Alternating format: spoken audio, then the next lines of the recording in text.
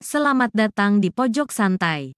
Sebelum Anda mendengarkan audiobook ini, kami menginformasikan bahwa channel ini adalah review audio dari buku yang ada di Indonesia. Untuk membaca keseluruhan buku ini kami menyarankan membeli buku aslinya di toko buku kesayangan Anda, baik offline maupun online. Keberadaan channel ini dimaksudkan untuk membantu Anda mendapatkan pengetahuan dari buku-buku kesayangan Anda.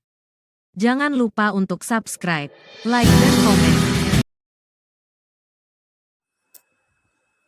Selamat datang di Pojok Santai, channel khusus yang membahas komik dan novel dengan cara asyik. Andika atau pendekar Slebor tengah menyelidiki orang asing yang menggemparkan penduduk Bali. Betapa kagetnya Andika saat mengetahui sosok asing itu.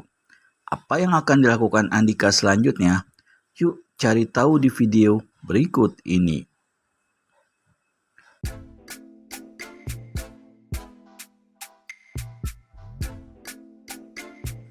Kerik jangkrik mengisyaratkan hari untuk segera meredup.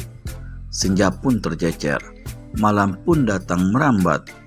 Gubuk besar milik Idayu Wayang Laksmi dan Iketut Regek hanya diterangi lampu-lampu minyak kecil. Di dalamnya, dua insan berbeda jenis yang telah lama duduk berbincang sejak senja menjelang saling menatap tanpa kedip. Mereka adalah Idayu Wayang Laksmi dan Yaksa. Rasanya setelah beberapa kali dikunjungi Yaksa, Idayu Wayang Laksmi mulai menemukan benih-benih cinta yang merambah hatinya. Secara jujur diakui, Yaksa memang memiliki karisma tersendiri yang sanggup melumpuhkan hatinya.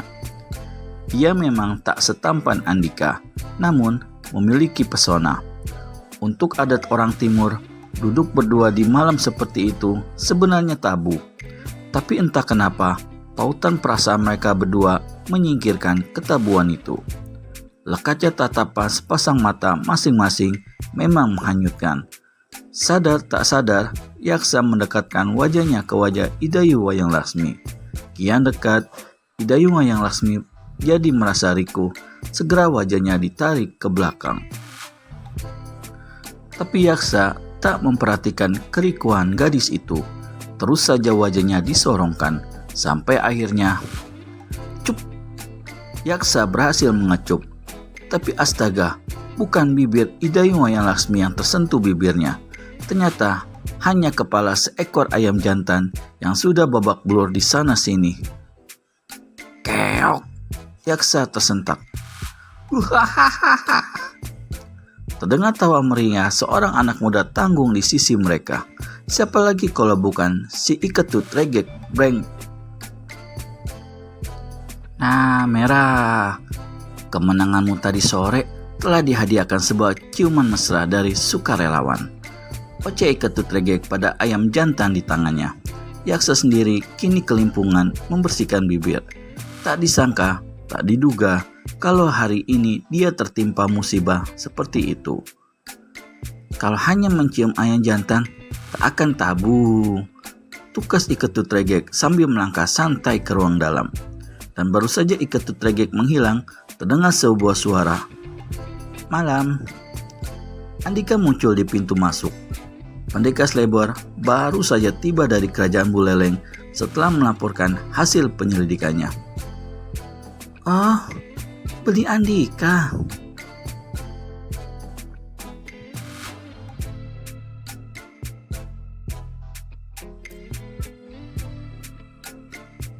Sambut Idayu Wayang Laksmi tersipu-sipu, merasa malu tertangkap basah oleh Andika.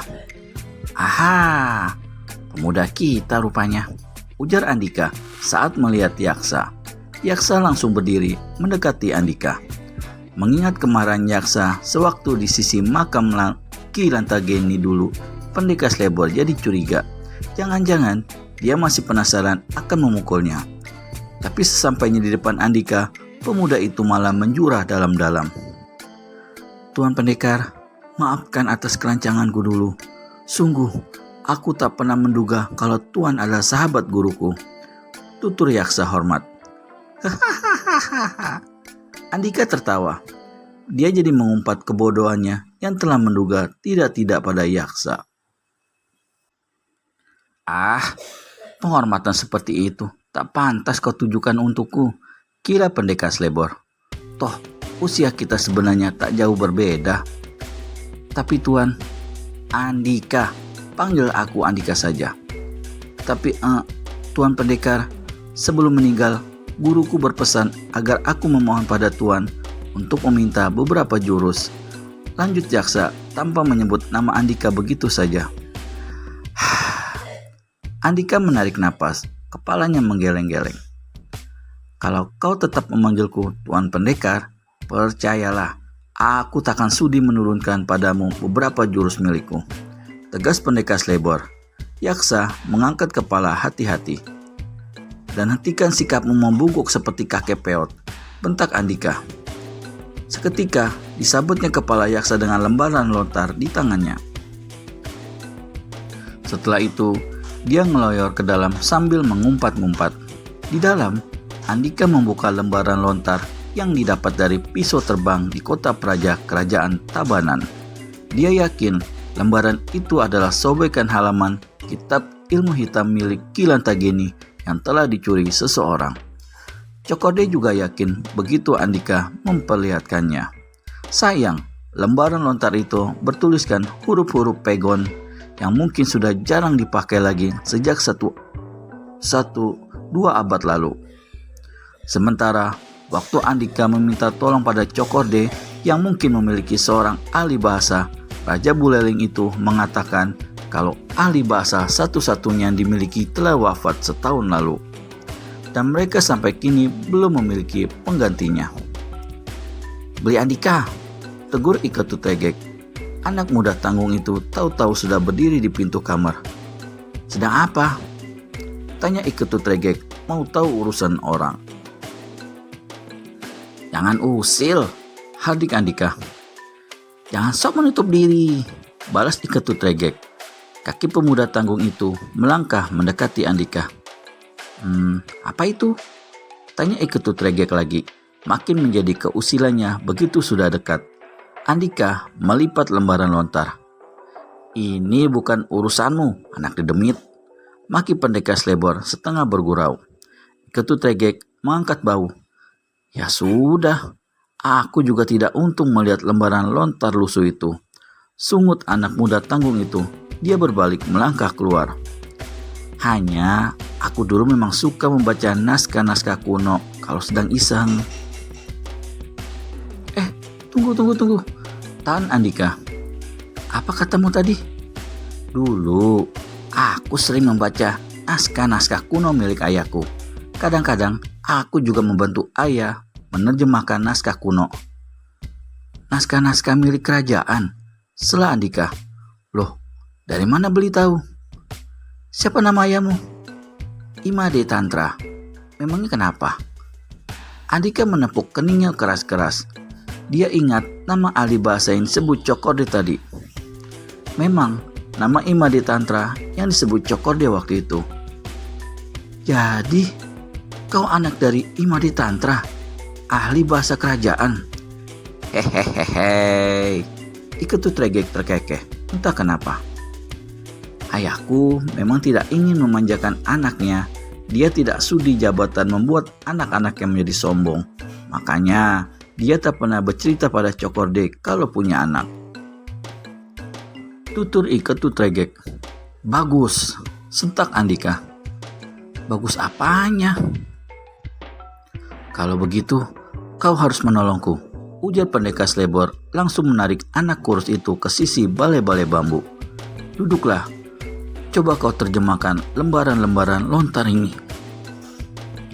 Andika cepat menyerahkan lembaran lontar ke tangan Ika Tutregek, dan pemuda tanggung itu membukanya dengan santai, merasa menang karena sedang dibutuhkan oleh seorang pendekar besar seperti Andika.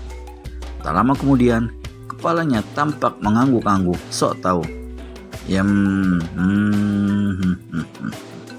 Sus. Gumam Ika Tutregek menyebalkan. "Hei, jangan membaca bergumam seperti jampi-jampi dukun," bentak Andika.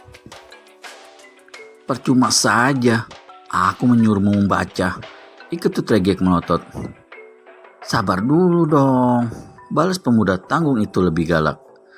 Dilanjutkan lagi membacanya sampai kedua lembaran lontar itu selesai. Jadi, apa isinya? Tanya Andika bersemangat. Mata Iketut Regek menyipit. Lagaknya sudah seperti petinggi kerajaan. Menurut dua lembaran lontar ini, ada sejenis ilmu hitam bernama Rawerontek. Yang itu aku sudah tahu, jegal Andika. Apa di situ ada rahasia kelemahan ilmu Rawerontek? Ya, tentu saja.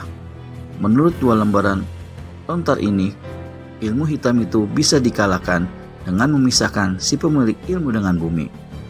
Baper Iketut Regek. Andika memukul telapak tangan dengan tinjunya sendiri. Jadi itu rahasia kelemahan ilmu Rawerontek, desis pendekar Slebor.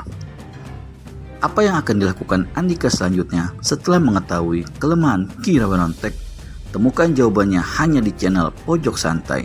Segera subscribe dan tekan tombol lonceng untuk mendapat notifikasi video terbaru dari kami. Terima kasih dan sampai bertemu kembali.